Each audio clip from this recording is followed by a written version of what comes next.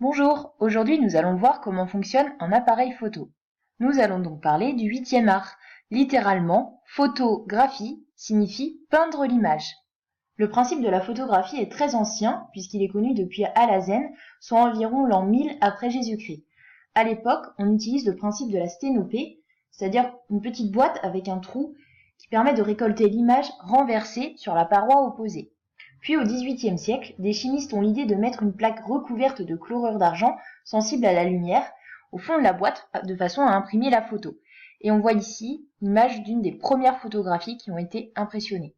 Bref, tous ces processus de photographie se sont développés jusqu'à notre époque moderne.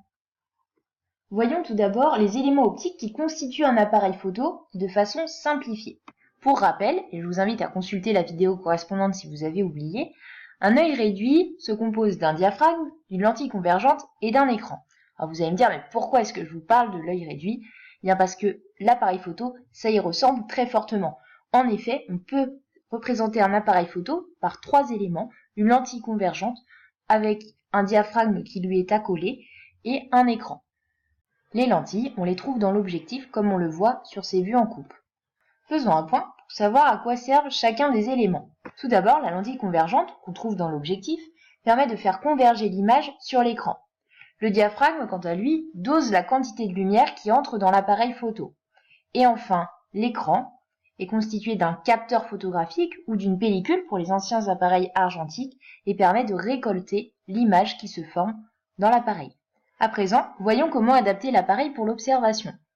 Autre rappel, dans la vidéo sur l'œil, on avait dit que l'œil pouvait observer des objets à différentes distances grâce à la capacité d'accommodation du cristallin. Par exemple, sur le premier schéma, pour visualiser un objet proche, le cristallin se bombait de façon à faire converger l'image sur la rétine et avoir l'image nette. Et puis sur le troisième schéma, comme l'arbre est très éloigné, eh bien le cristallin s'étirait de façon à faire converger là aussi l'image sur la rétine.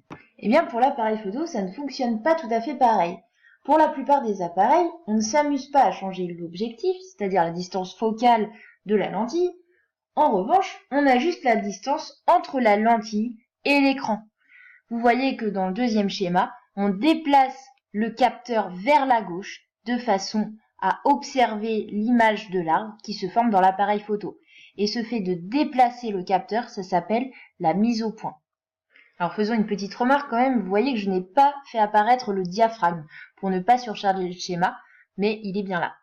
Pour finir, on va définir deux mots rencontrés lorsqu'on étudie l'appareil photo, l'ouverture, qui est liée à l'ouverture du diaphragme, et la profondeur de champ, qui est l'étendue de la zone objet pour laquelle on récolte une image nette sur le capteur.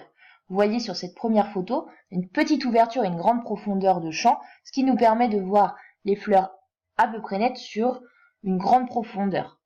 Alors que sur cette photo, on a une grande ouverture et une petite profondeur de champ, on voit les fleurs nettes dans un plan, mais dès qu'on sort de ce plan, on commence à voir les fleurs complètement floues.